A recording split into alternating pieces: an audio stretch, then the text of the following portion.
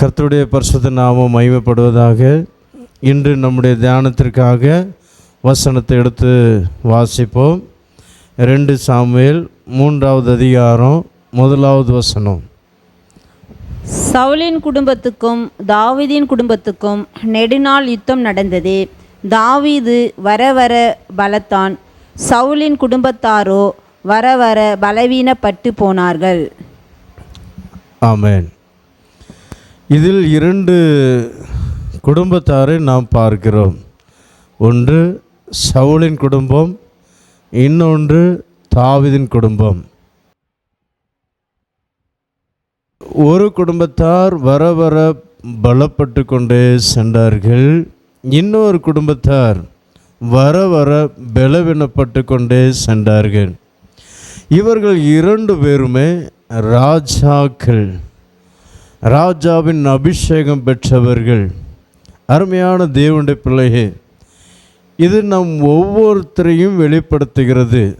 தேவனால் அபிஷேகம் பண்ணப்பட்ட ஒவ்வொரு கிறிஸ்தவ பிள்ளைகளையும் வெளிப்படுத்துகிறது.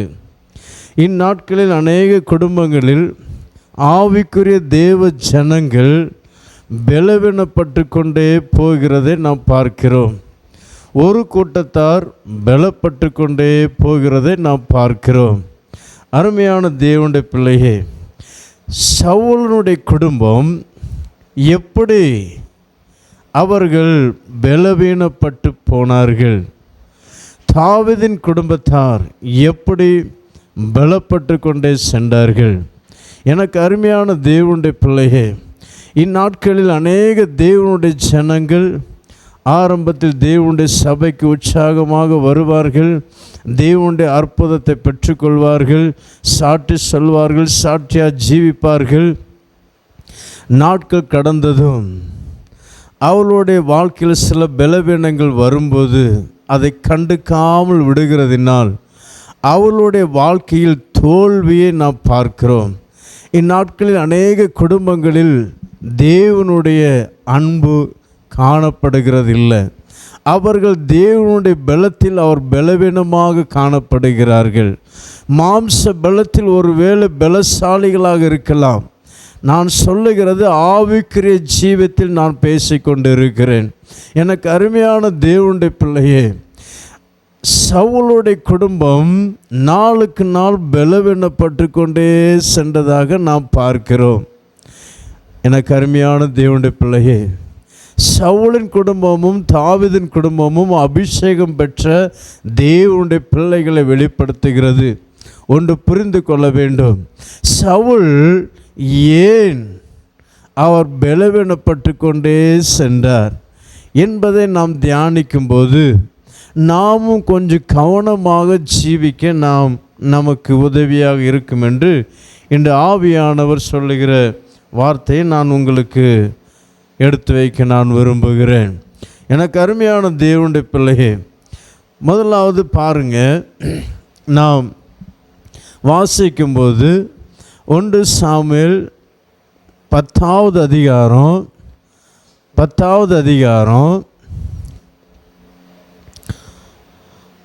27வது வசனத்தில் போட்டிருக்கோம். அதில் வார்த்தை என்ன, எப்பொழுது சவுல் அபிஷேகம் பண்ணப்பட்டாரோ அப்பொழுது அநேகர் அவரிடம் வந்தார்கள், அவர்களிடம் காணிக்கை கொண்டு வந்தார்கள், வெகுமதிகளை கொண்டு வந்தார்கள். ஆனால் சில பேலியாளின் மக்களோ, அதை பற்றி போட்டிருக்கோம், சில பேலியாளின் மக்களோ இவனா நம்மை ரட்சிக்கிறது, இவனா நமக்கு ராஜாவாக இருக்கிறது. 10வது அதிகாரம் 27வது வசனம். 1 சாமுவேல் 10:27 வாசிப்போம்.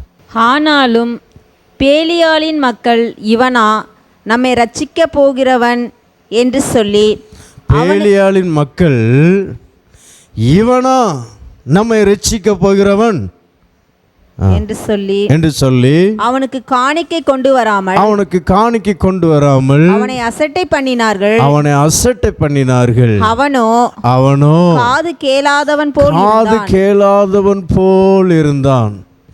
இதுதான் அவனுடைய ஆரம்ப நாட்களில் இருந்த பலன்.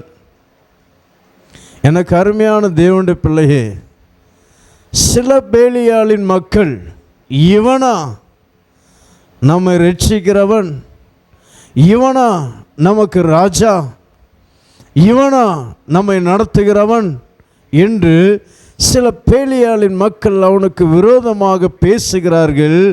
அவனுடைய காதுகளில் விழுகிறது. அப்பொழுது சவுல் ராஜா நினைத்திருந்தால் அவர்கள் அனைவரையும் அழித்து போட்டிருக்க முடியும். ஏனென்றால் அவர் ஒரு ராஜா, இன்னொன்று அவர் பெரிய ஒரு பலசாலியாக இருந்தார். ஹல்லேலூயா. அருமையான தேவனுடைய பிள்ளையே, அப்பொழுது அந்த இடத்துல அதான் தேவனுடைய வல்லமை பெற்ற மனுஷர்கள் அந்த இடத்துல மாம்ச பலத்தை அவர்கள் வெளிப்படுத்தவில்லை. எனக்கு அருமையான தேவனுடைய பிள்ளையே, அப்போ அந்த இடத்துல காது கேட்டும் காது கேளாதவர் போல் அவர் போய்கொண்டிருக்கிறார். ஆனால் அதே ராஜா தான் 1 சாமுவேல் 18வது அதிகாரத்தில் 8வது வசனத்தில் நாம் வாசிக்கும்போது, 18வது அதிகாரம் 7ஆம் வசனமும் 8ஆம் வசனம் வாசிக்கும்போது அதில் சில ஸ்திரீகள் அந்த ஸ்திரீகள் ஆடி பாடுகையில் சவுல் கொன்றது 1000, தாவீது கொன்றது 10,000 என்று முறைமுறையாய் பாடினார்கள். அந்த வார்த்தை சவுலுக்கு விசனமாயிருந்தது. அவன் மிகுந்த எரிச்சல் அடைந்து தாவீதுக்கு 14,000 எனக்கோ 1000 கொடுத்தார்கள். இன்னும் ராஜாங்கம் மாத்திரம். பாருங்க, இந்த நேரம் முதல் அவனுக்குள்ள என்ன ஆயிடுச்சுங்க? ஒரு எரிச்சல் வந்துடுச்சு. தேவனுடைய ஆவியானவர் அவனுக்குள் இருக்கும்போது அவன் பேசுகிற வார்த்தை, பொல்லாத பேலியாளின் மக்கள் பேசுகிற வார்த்தை கேட்டும் கேளாதவர் போல் அவர் கடந்து சென்றார். அதான் தேவனுடைய அபிஷேகம் பெற்ற அந்த ஆரம்ப ஸ்திதி. எனக்கு அருமையான தேவனுடைய பிள்ளையே, ஆனால் நாள் கடந்து போக அபிஷேகத்தை புதுப்பிக்காததினால், தேவனுடைய சமூகத்தில் இராததினால், தேவனுடைய வசனத்தை சரியாக தியானித்து தேவனுடைய வசனத்தின் மூலமாக பலப்படாததினால் அவருக்குள் வந்த வீழ்ச்சியை பாருங்கள். இப்பொழுதும் ஸ்திரீகள் பாடுகிறார்கள், தாவீதுக்கு 10,000 எனக்கோ 1000 என்று பாடுகிற அந்த சத்தத்தையும் கேட்கிறார். சவுலுடைய காதில் விழுகிறது. ஆனால் இப்போ எரிச்சல் படுகிறார். எனக்கு அருமையான தேவனுடைய பிள்ளையே, இந்த எரிச்சல் ஏன் வருகிறது? இந்த கோபம் ஏன் வருகிறது? அந்த நாள் முதற்கொண்டு தாவீதை காய்மகாரமாய் பார்த்தான் என்று அதில் போடப்பட்டிருக்கிறது. அந்த நாள் முதல் தாவீதை காய்மகாரமாய் பார்த்தான், விரோதமாக பார்த்தான், பகையாளியாக பார்த்தான், ஒரு கோபக்காரனாக பார்த்தான். அந்த நாள் முதல் அவனுக்குள் ஒரு கொலை வெறி அவனுக்குள் வந்தது. எனக்கு அருமையான தேவனுடைய பிள்ளையே, தேவனுடைய சமூகத்தில் இராமல் போனதினால, தேவனுடைய ஆவி அவனை விட்டு போனதினால எப்படிப்பட்ட ஒரு மாம்சத்தின் சுபாவத்துக்கு அவன் இடம் கொடுக்கிறான் என்று பார்த்து கொள்ளுங்கள். எனக்கு அருமையான தேவனுடைய பிள்ளையே, நம் இயேசு நமக்காக ஜீவனை கொடுத்து இன்றும் நமக்காக அவர் பரிந்து பேசி கொண்டிருக்கிறார். நமக்குள்ள ஒரு உள்ளான மனுஷன் பலமாக இருக்குமானால், ஆவிக்குரிய மனுஷன் பலமாக இருக்குமானால், நாம் உள்ளான மனுஷனுக்குள் நாம் பலசாலியாக இருப்போமானால், யார் என்ன சொன்னாலும், நம்மளை பற்றி என்ன சொன்னாலும் நாம் பயமே பட மாட்டோம், கோபப்பட மாட்டோம். காது கேளாதவன் போல நாம் அப்படியே போய்கொண்டு இருப்போங்க. ஏன்? பரிசுத்த ஆவியானவர் எனக்குள் இருக்கிறார். மாம்சத்தின்படி சண்டை போடுகிறது என்னுடைய வேலை அல்ல, அவர் பார்த்து கொள்வார். ஹல்லேலூயா, ஹல்லேலூயா. இப்படிப்பட்ட ஒரு சுபாவம் ஆரம்பத்தில் சவுலுக்கு இருந்தது. ஆனால் நாளாக ஆக தேவாவியானவர் அவனை விட்டு வெளியே சென்றதினால ஒரு சாதாரண வார்த்தையை அவனால் சகிக்க முடியலை. எனக்கு அருமையான தேவனுடைய பிள்ளையே, உங்களுக்குள் யாராவது இப்படி இருக்கிறீங்களா? குடும்பத்தில் யாராவது ஏதாவது சொன்னால் சகிக்க முடியலையா? ஏன்? உங்களை நீங்களே ஆராய்ந்து பாருங்கள். மற்றவர்களை நீங்கள் குறை சொல்லுவதை விட உங்களை நீங்களே ஆராய்ந்து பார்க்க வேண்டும். ஆரம்பத்தில் இருந்த பரிசுத்த ஆவியானவரின் அன்பு, கல்வாரி சிலுவையின் அன்பு, அந்த அகாப்பே அன்பு என்னுடைய இருதயத்தில் இருக்கிறதா இல்லையா? தேவன் நமக்காக சிலுவையில் மரித்தாரே, என்னுடைய பாவத்தை எல்லாம் அவர் சுமந்தாரே, என்னுடைய அக்கிரமத்தை எல்லாம் அவர் சுமந்தாரே. ஏன் இந்த சகோதரனுடைய வார்த்தையை ஏன் சகிக்க முடியாது? ஏன் இந்த சகோதரியினுடைய வார்த்தையை சகிக்க முடியாது? சகிப்போம், ஆண்டவர் பார்த்து கொள்ளட்டும். ஹல்லேலூயா. இதுதான் உள்ளான மனுஷன் ஒரு பலமாக இருக்கும்போது செய்ய வேண்டிய காரியங்கள். எனக்கு அருமையான தேவனுடைய பிள்ளையே, குடும்பத்தில் யாராவது ஏதாவது சொன்னால் கோபங்கள் வருதா, எரிச்சல் வருதா, ஜாக்கிரதை. யார் மேலே பழி சொல்லி குறை சொல்லி பிரயோஜனம் அல்ல. நாம் தான் சரியில்லை. தெய்வ ஆவியான நமக்குள்ளே இல்லை. தெய்வ ஆவியான சவுலுக்குள்ளே இருக்கும்போது காது கேளாதவன் போல் சென்றான். ஆனால் தெய்வ ஆவியானவர் அவனை விட்டு வெளியே சென்றதினால் அவன் இப்பொழுது என்ன சொல்கிறான்? எரிச்சல் வருது. அவனை பற்றி புகழ்ந்து பேசாததினால், என்னை பற்றி புகழ்ந்து பேசவில்லை, இவர்கள் தாவீதை பற்றி புகழ்ந்து பேசுகிறார்கள், எனக்கோ என்னை அற்பமாக எண்ணுகிறார்கள் என்று ஒரு எரிச்சல் எப்படி வருகிறது? ஏன் வருகிறது? எனக்கு அருமையான தேவனுடைய பிள்ளையே, நமக்குள்ள பரிசுத்த ஆவியானவர் இருப்பாரானால் நாம் கோபமே பட மாட்டோம். அந்த சவுல் ஆரம்ப நாட்கள் செய்தது போல நாமும் எத்தனையோ முறை செஞ்சிருக்கிறோம். இப்போ ஏன் செய்ய முடியலை? எனக்கு அருமையான தேவனுடைய பிள்ளையே, இப்போ ஏன் செய்ய முடியும்? ஆவியானுடைய அன்பு குறைந்து விட்டது. எனக்கு அருமையான தேவனுடைய பிள்ளையே, இதை தான் நாம் இன்று ஆழமாக நாம் தியானிக்க போகிறோம். சவுலுடைய வாழ்க்கையில் பலவீனம் வந்த காரணம் என்ன? அவனுடைய குடும்பத்தார் நாளுக்கு நாள் பலவீனப்பட்டு போன காரணம் என்ன? சவுலுடைய குடும்பத்தார் எல்லாரும் 1 by 1 செத்து போனார்கள்ங்க. சவுலுடைய குடும்பத்தார், சவுல் செத்தான், அதுக்கப்புறம் அவனுடைய குமாரன் யோனத்தான் செத்தான், அவனுடைய குடும்பங்கள் ஒவ்வொன்றா செத்தார்கள். ஒரே ஒரு மகன் மேவிபோசேத், அவனும் முடனானவன், நடக்க முடியாதவன், கால் கை விளங்காதவன். அவன் தேல தாவீது ராஜா இருக்கு வரைக்கும் அவனை பாதுகாத்தார். எனக்கு அருமையான தேவனுடைய பிள்ளையே, நம்முடைய வாழ்க்கையில் நாம் ஆராய்ந்து பார்ப்போம். சிறு சிறு பலவீனங்கள் ஆரம்ப நாட்களில் நாம் அதை கிள்ளி நாம் அதை எரிந்து விடுவோமானா நாம் தாவீதை போல பலப்பட முடியும். எனக்கு அருமையான தேவனுடைய பிள்ளையே, இன்று நாம் தியானிப்போம். முதலாவது, பலவீனம் எப்படி பலவீனப்படுத்துகிறது வாசிப்போம்.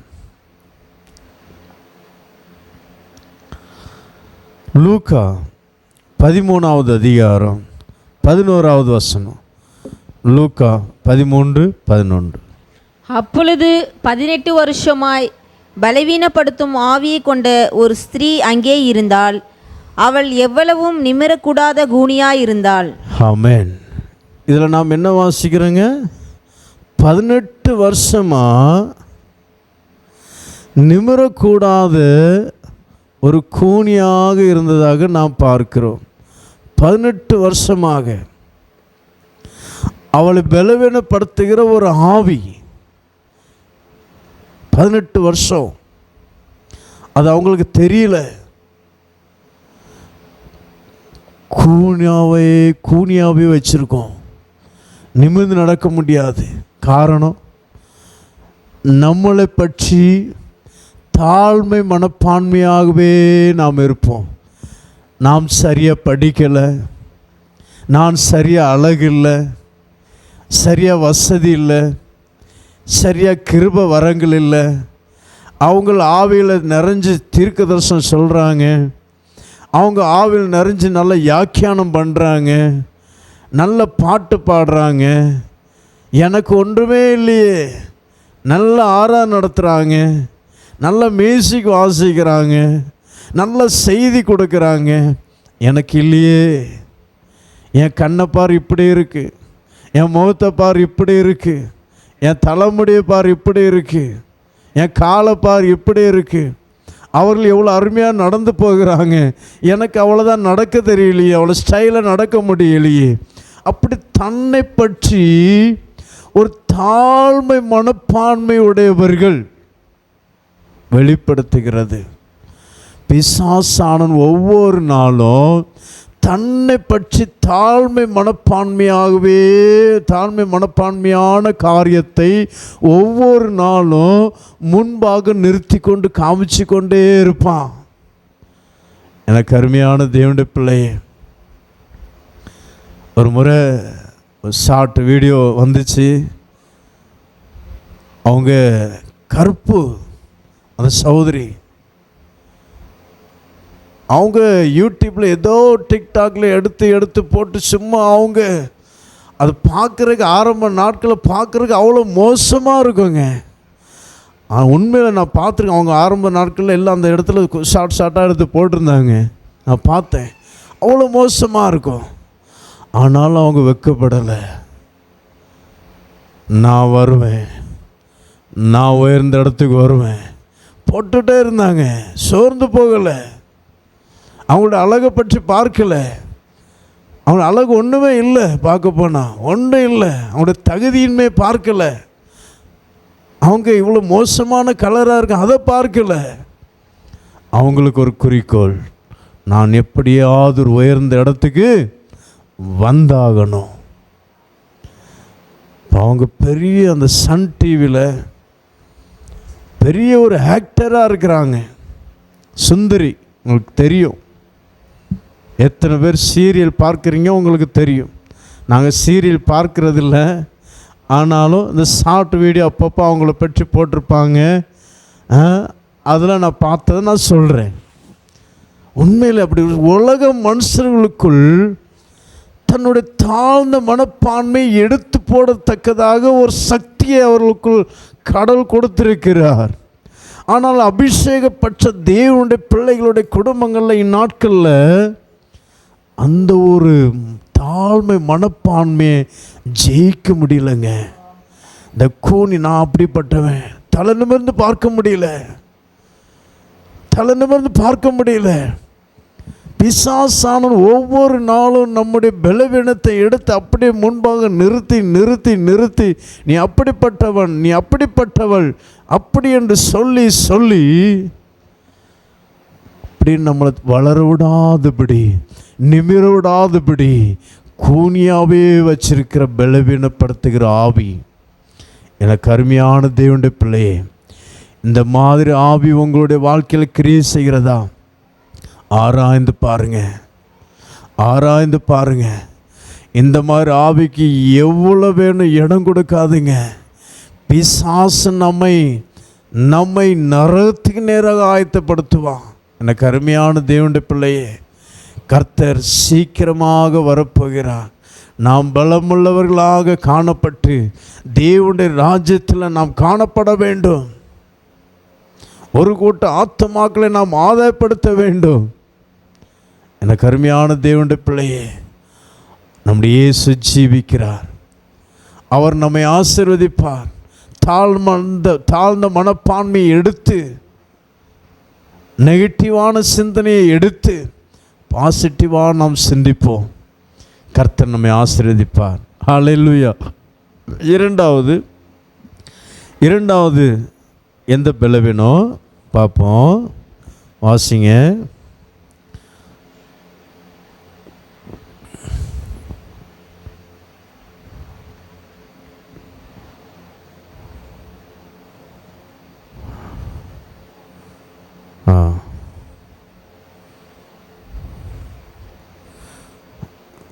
ரோமர்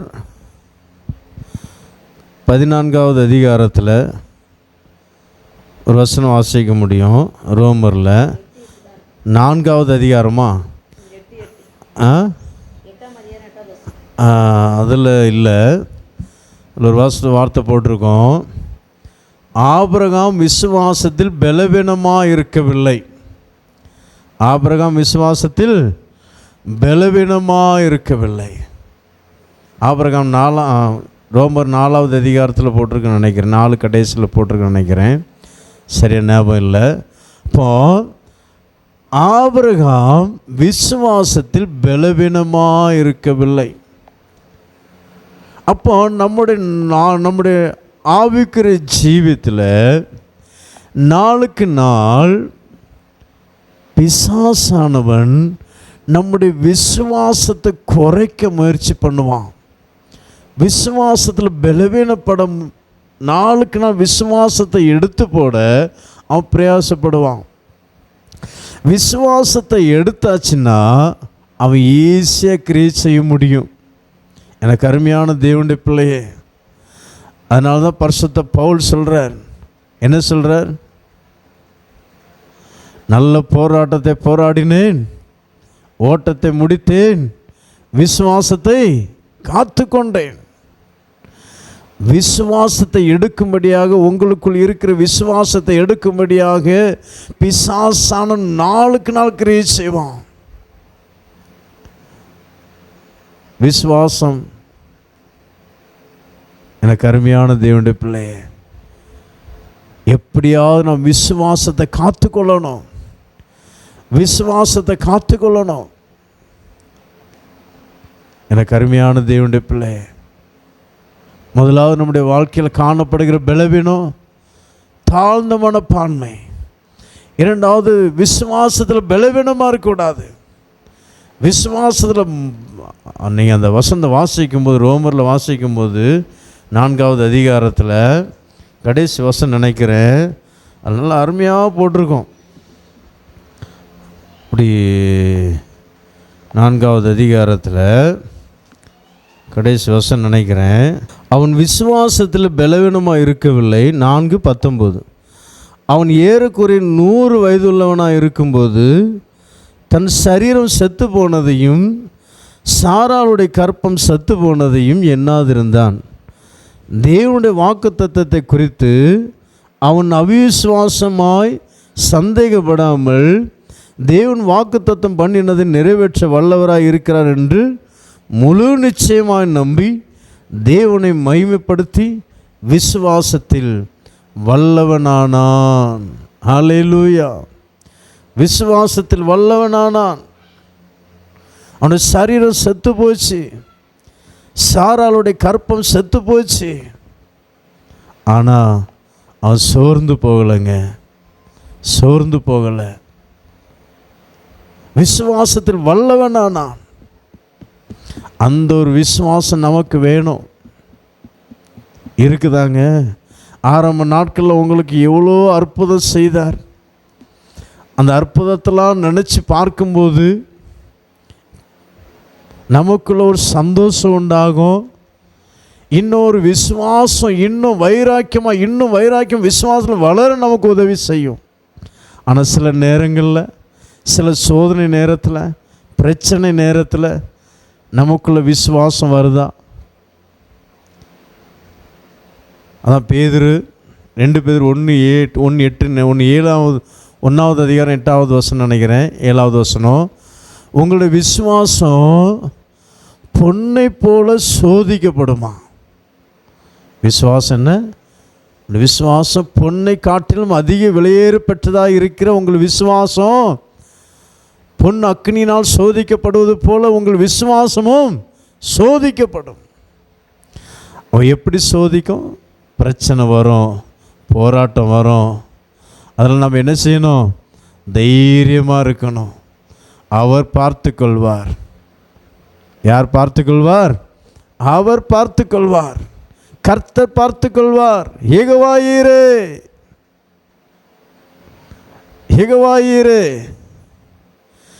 யெகோவா ஈரேன்னு என்ன அர்த்தம்? அவர் பார்த்து கொள்வார். நாம் பயப்படக்கூடாது. என்ன வந்தாலும் சரி அவர் பார்த்து கொள்வார். யெகோவா ஈரே. அதான் ஆபிரகாமுக்குள்ளே இருந்த விசுவாசம். ஆபிரகாம் முதலாவது தன்னுடைய விசுவாசத்தினால் குழந்தையை பெற்று எடுத்தார்.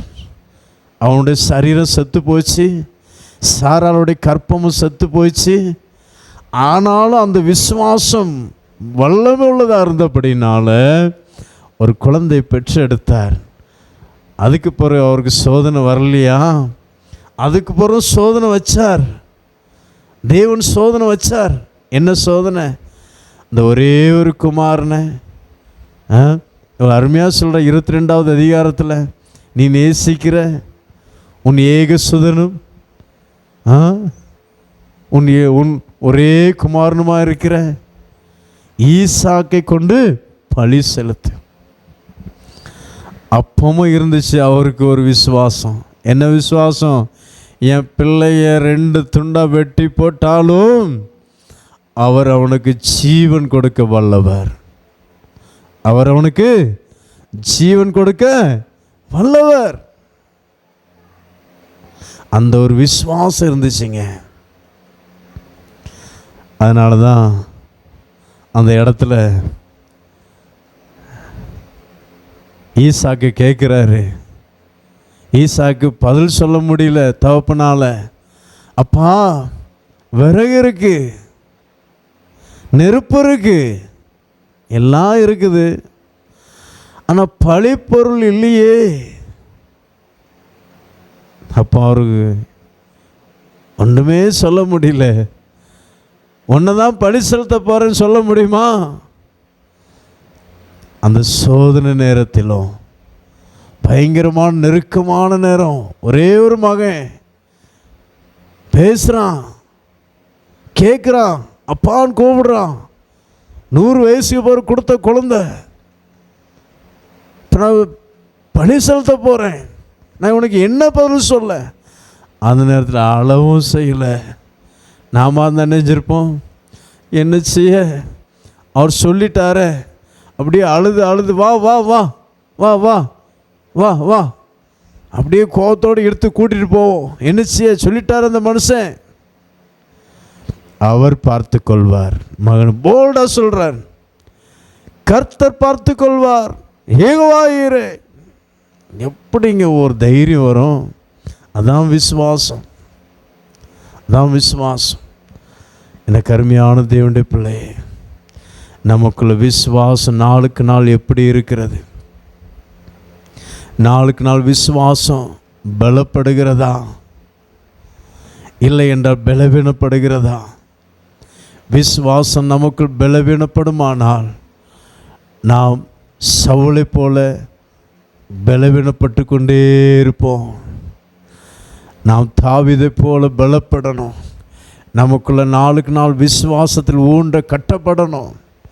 நம்முடைய விசுவாசத்தை அழிக்கும்படியாக பிசாசன் என்ன சோதனை கொண்டு வந்தாலும் சரி, விசுவாச வார்த்தைகளை பேசி நாம் முன்னேறி சென்று யெகோவா ஈரே, யெகோவா ஈரே, யெகோவா ஈரே சொல்லி போயிட்டே இருக்கணுங்க. அவர் பார்த்து கொள்வார், எல்லாவற்றையும் அவர் பார்த்து கொள்வார் என்று அவருடைய கரத்தில் வைக்கும்போது அவர் நேர்த்தியாக கரெக்டாக செய்ய வேண்டியதை அவர் எல்லாவற்றையும் வெற்றிகரமாக செய்வார்.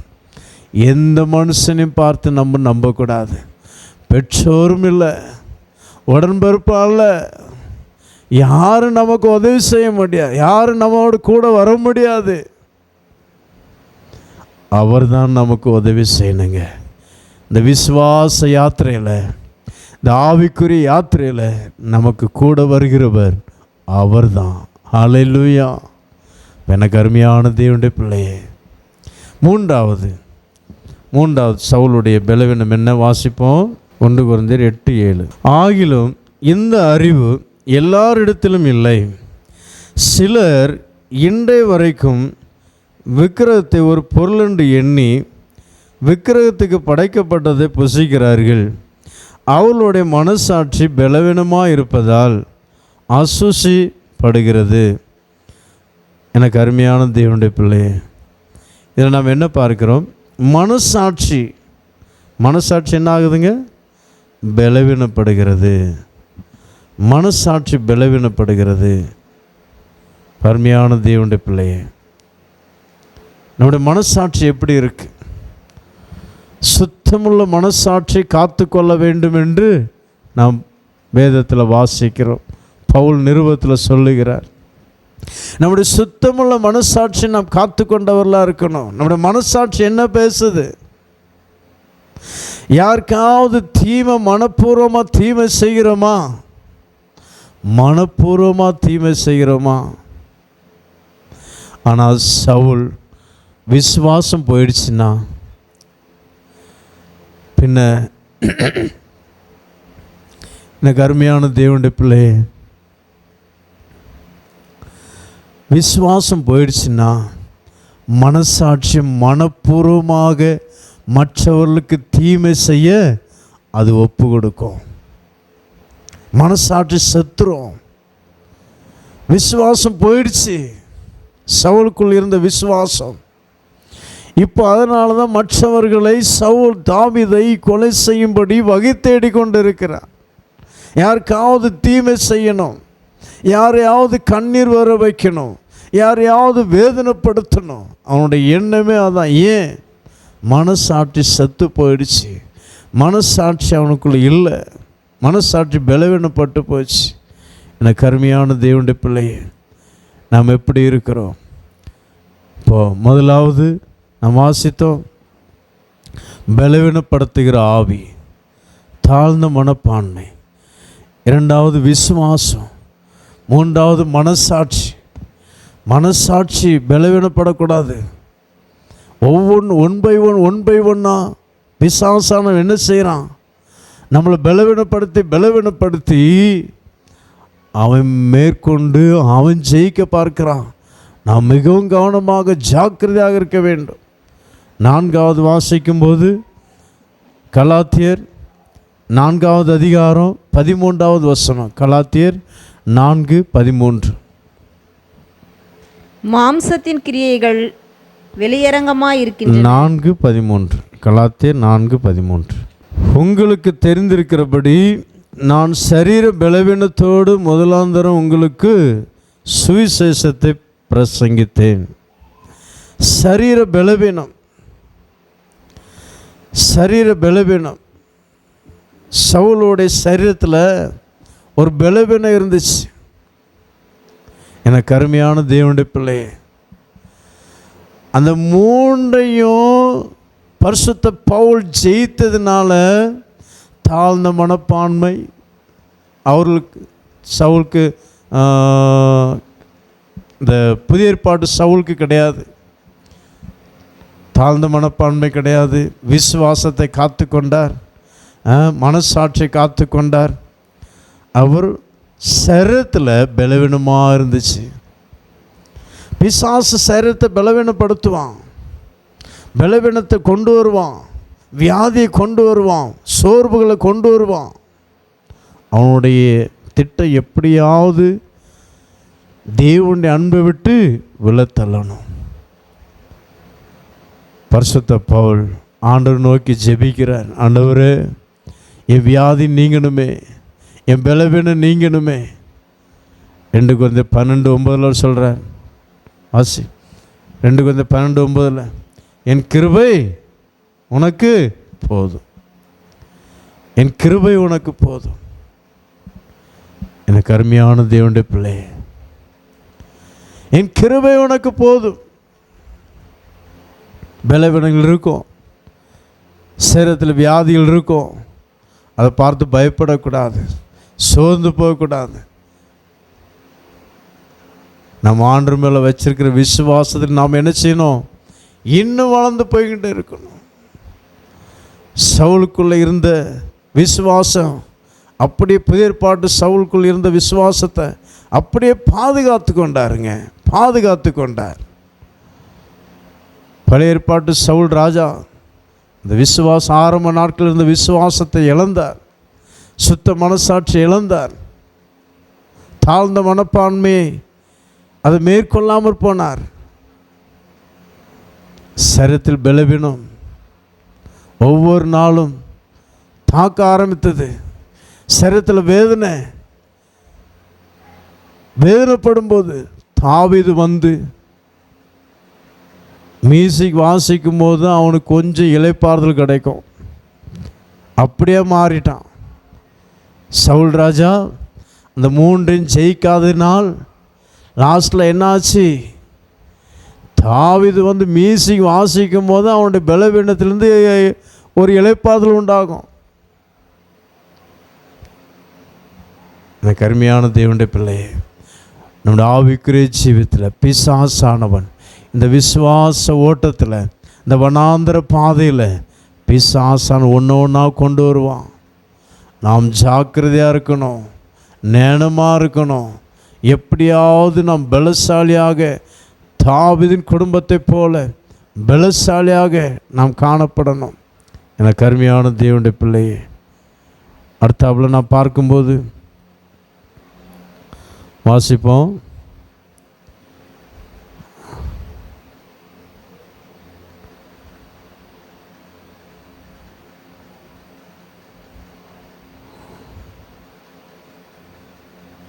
தாவீதை பற்றி, தாவீது எப்படி பலப்பட்டார், அவருக்குள் இருந்த பலன் எப்படி வாசிப்போம்.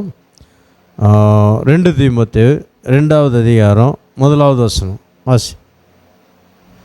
2 தீமோத்தேயு 2 1வது வசனம்.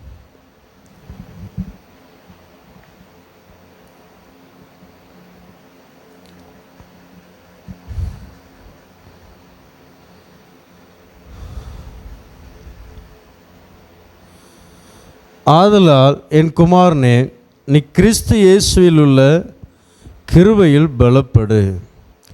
கிருபையில் பலப்படணும். கிறிஸ்து இயேசுவில் உள்ள கிருபையில் ஒவ்வொரு நாளும் பலப்படணும். அந்த கிருபையில் நாம் எப்படி பலப்பட முடியும்? அதிகாலையில் தேவனுடைய சமூகத்தில் வருகிறவர்களுக்கு அவர் கிருபையினால் பலப்படுத்துகிறார். அதிகாலையில் தேவனுடைய சமூகத்தில் யார் யார் வாரீங்களோ தேவனை நோக்கி பார்க்கணும்.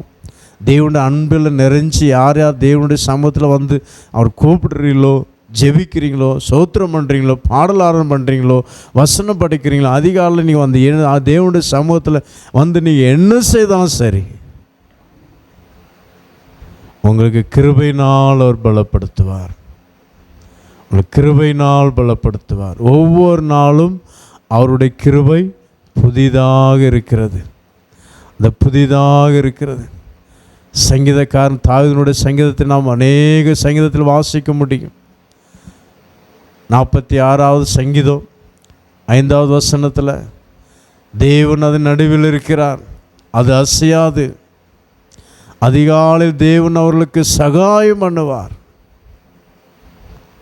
எனக்கு அருமையான தேவனுடைய பிள்ளையே, சகாயம் பண்ணுவாருங்க, கிருபையினால் பலப்படுத்துவார். எனக்கு அருமையான தேவனுடைய பிள்ளையே, தேவனுடைய கரத்தில் ஒப்பு கொடுங்க.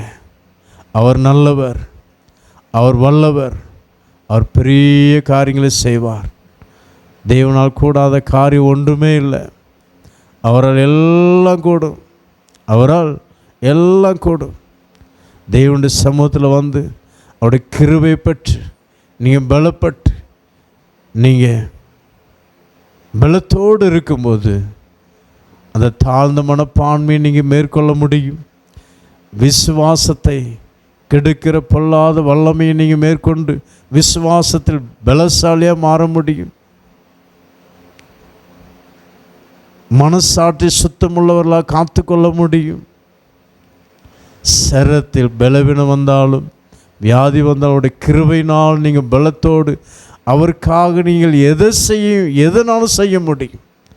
பரிசுத்த பவுல் சொல்கிறார், என்னை பலப்படுத்துகிற கிறிஸ்துவினால் எல்லாவற்றையும் செய்ய எனக்கு பலன் உண்டு. ஹல்லேலூயா. அப்போ அவருடைய கிருபை நமக்குள்ளே இருக்கும்போது அவர் எல்லாவற்றையும் பலவீனமான நேரத்திலும் வியாதி நேரத்திலும் அவர் நமக்கு என்ன செய்கிறார்னா கிருபை தந்து பலப்படுத்துகிறவராக இருக்கிறார். ஹல்லேலூயா. அருமையான தேவனுடைய பிள்ளையை அடுத்தபோல் நாம் பார்க்கும்போது எப்படி பலப்பட முடியும் வாசிக்கும் போது லூக்கா 1வது அதிகாரம் 80வது வசனம். லூக்கா 1:80. அந்த பிள்ளை வளர்ந்து ஆவியில் பலங்கொண்டு இஸ்ரவேலுக்கு தன்னை காண்பிக்கும் நாள் வரைக்கும் வனாந்திரத்திலே இருந்தான். ஆவியில் பலன் கொண்டான். எப்படி? ஆவியில். ஒவ்வொரு நாளும் தேவனுடைய சமூகத்தில் நான் பரிசுத்த ஆவியானவருக்குள் நாம் பலப்படணும். ஒவ்வொரு நாளும் காலையில் ஆவியில் நிறைஞ்சு அந்நிய பாஷை பேசி நாம் அந்த நாளை புதுப்பிக்கும்போது, அந்த நாளை ஆரம்பிக்கும்போது தேவன் எல்லாவற்றையும் மேற்கொள்ள நமக்கு பலத்தை கொடுப்பார். பிசாசின் தந்திரத்தை மேற்கொள்ள நமக்கு பலத்தை கொடுப்பார். பிசாசுடைய பொல்லாத கிரியைகளை அறிந்து கொள்ள தேவன் நமக்கு பலத்தை கொடுப்பார். எனக்கு அருமையான தேவனுடைய பிள்ளை, கண்களை மூடுவோம், தேவனுடைய கரத்தில் ஒப்பு கொடுப்போம். சவுலுடைய குடும்பம் நாளுக்கு நாள் பலவீனப்பட்டது. தாவீதின் குடும்பமோ நாளுக்கு நாள் பலப்பட்டது. நாம் தாவீதின் குடும்பத்தாரை போல காணப்படணும்.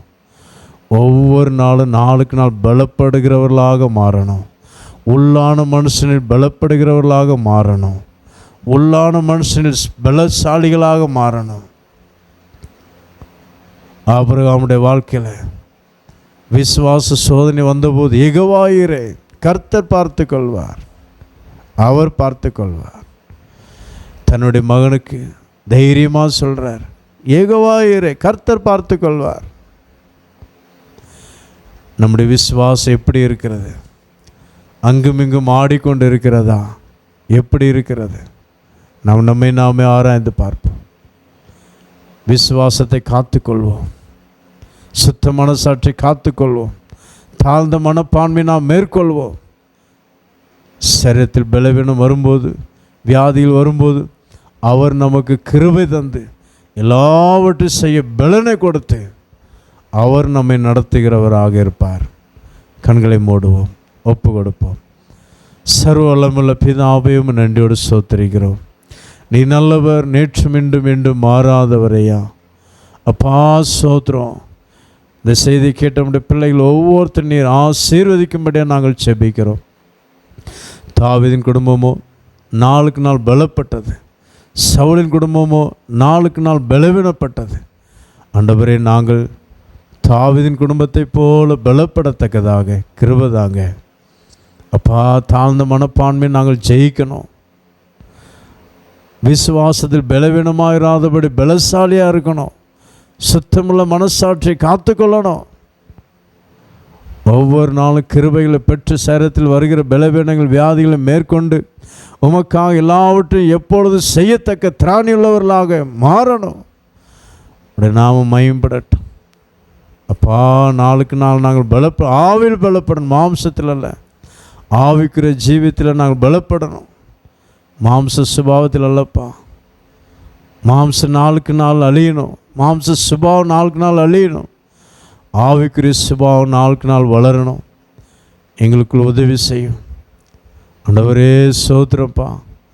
ஆவிக்குரிய சுபாவம் நாளுக்கு நாள் வளர்ந்து உம்மை போல நாங்கள் மாறி, உம்மை போல நாங்கள் பிரகாசித்து அநேக ஆத்மாக்களை அறுவடை செய்து உம்முடைய ராஜ்யத்தில் பிரவேசிக்க எங்கள் ஒவ்வொருத்தருக்கும் உதவி செய்யும். உம்முடைய நாமம் மகிமைப்படட்டும். நசரனா இயேசு கிறிஸ்துவின் நாமத்தில் வேண்டிக் கொள்கிறோம் எங்கள் ஜீவனுள்ள பிதாவே, ஆமென். கர்த்தர் அனைவரையும் ஆசீர்வதிப்பாராக. ஆமென்.